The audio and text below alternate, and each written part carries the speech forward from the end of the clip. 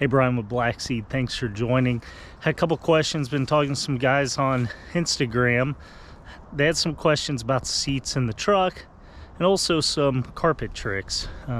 Again, I do upholstery. We'll get into that, especially when I start building out the console and the amp rack in the blue truck. But just kind of wanted to go over a couple things because I think it's better for a larger audience.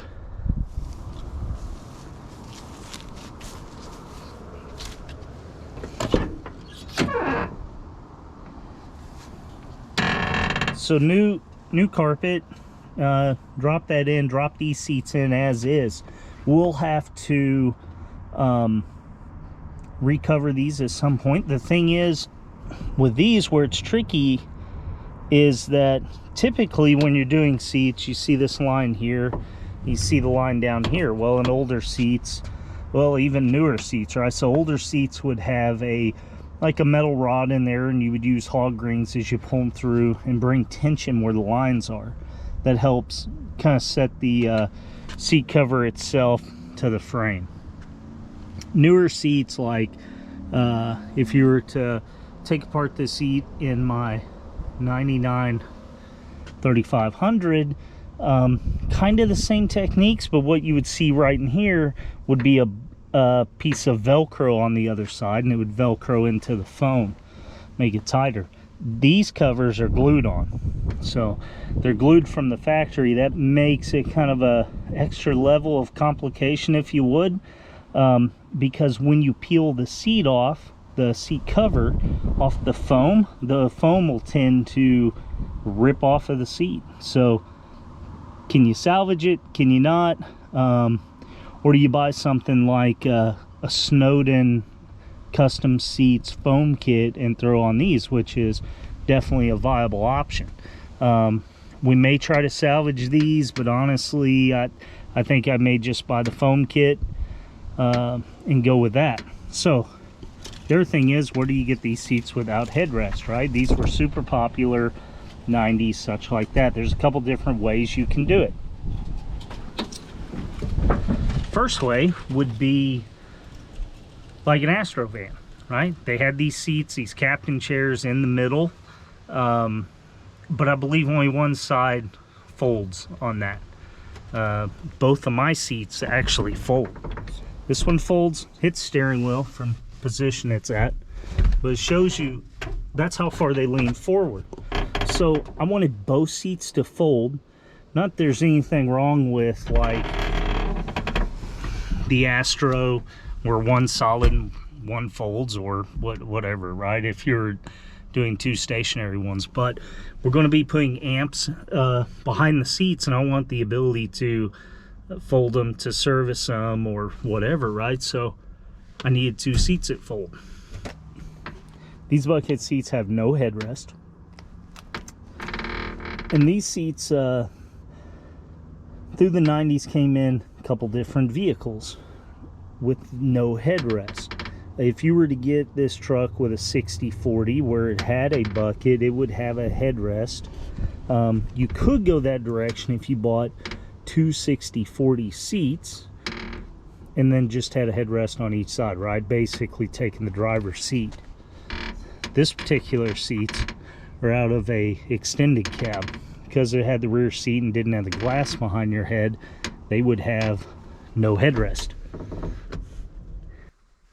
All right, so when we're talking about carpet, you throw a drop-in carpet in, or if you're laying any kind of carpet in the vehicle under subwoofer boxes, or you're going to mount an amp to them, you need a clean hole to go through. Now, the way they've been doing it since whatever, right, the 60s or 70s, take a razor blade, you cut a triangle, or you cut a slit in, just run your wires. Well, the issue is the carpet could unravel. It's really not a clean look, and if anything snags on it, could rip it. Carpet, you know, like any textile, it's sewn together, and then it has a backing on it, kind of hold it together. So the best way to do it, the best way to get your clean cuts, and you can do this in vinyl too. So this is a leather punch, right? It has a hole in it, and you buy these at Harbor Freight. They come in maybe like 10 or 12 different sizes, so that definitely helps out. And so what I typically do is I typically have my heat gun running and I drop it in the top. Now I make sure there's no residual carpet or anything else. Make sure it's clean. That way nothing falls into the heat gun and then you have a fire. Use at your own risk. I've never had a fire. I've been doing it that way for 20 years. It works well. I heat it up. I have grabbed it with like welding gloves and just hit it pretty quick.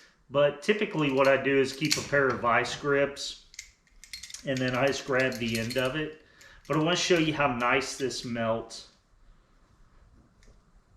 So you just size it up. I typically drop it. Now, if I'm trying to do something quicker, which I'm going to do in this video because I'm not going to let it sit in there. And really, you know, at 1200 degrees in your heat gun, it's probably, you leave it in there for a minute, minute and a half. This is another way to do it. You pull out the MAP gas. Now, I will tell you, when using this, it makes the carpet, I don't know, just probably because it heats this up more, it makes the carpet smoke more.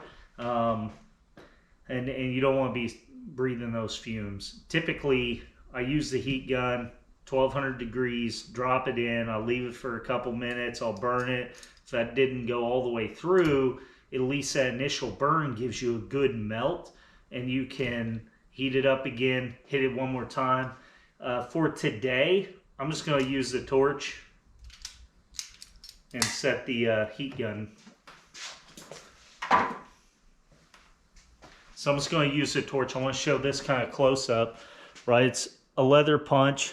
So for a leather punch, they typically have an edge on it here, or a little bevel.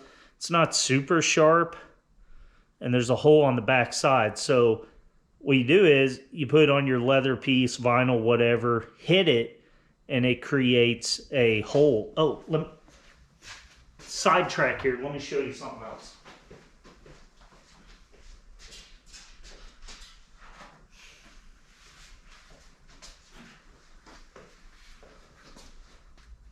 Sorry, I get sidetracked a lot. The other thing I use the leather punch for is when I'm making templates. Check that out. Makes nice holes, right? Now I also use a different piece to make templates. That's why this thing is really symmetrical. I mean, I'm using a template to get to this piece, but then once I have this piece and with the perfect holes, I can take it down and have it water jet cut and into metal, and it's perfect, right? You do that, you take it to the powder coater, and then for little money, you have a custom mount, and you can do whatever design you want. I'm just keeping this one simple for my air tank. Back to the carpet, though. And you got to have this torch around. I love these things. So I just heat the tip up.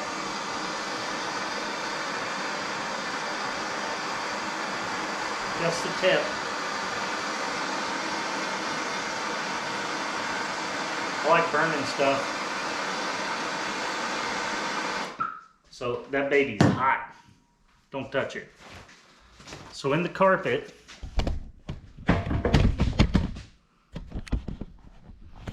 all right. And watch what you're melding through to.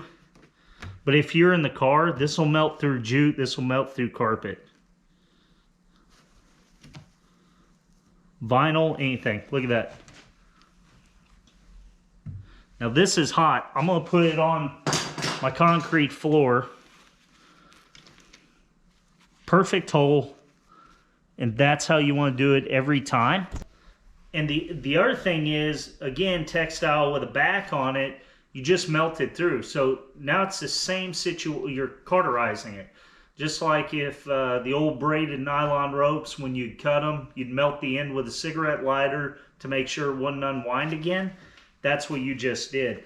Now, if you're doing street rod carpet or any of the square weave stuff, that's very important. I honestly take a heat gun and I melt my sides after I cut, because that stuff will continue to unravel when it's a square weave. And technically what I have is a square weave here, but it's a little tighter weave than what you would see in street rod or something, right? The high-end carpet that you would see. But that right there works better than anything else. If you're mounting an amp, if you're needing a hole in carpet, if you're needing a hole in vinyl, pick up a heat gun, pick up the leather punches. Remember, it's going to be hot even for a little bit after, so have a plan to get a hold of it, or burn the shit out of yourself. I don't care, but use safety when you can. So thanks. I hope that helps somebody. It helps dropping new carpets in seat, because they perforate the drop-ins, but it's not great. I always find myself, and I don't know if you noticed earlier, but there's some wrinkles in that drop-in. I got to take a steamer to it and see if I can get some of that to lay down. It's not perfect. It's close, and for the parts truck, it works great.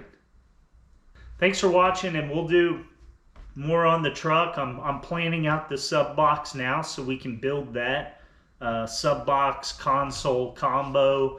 Looks like there's enough room, so we'll get on that soon. We'll make it a little bit custom, and you'll learn some upholstery stuff that you can use at home. Thanks for watching and being patient. We're going to get more on a cadence of C10, 65 C10 stuff through the week and OBS stuff.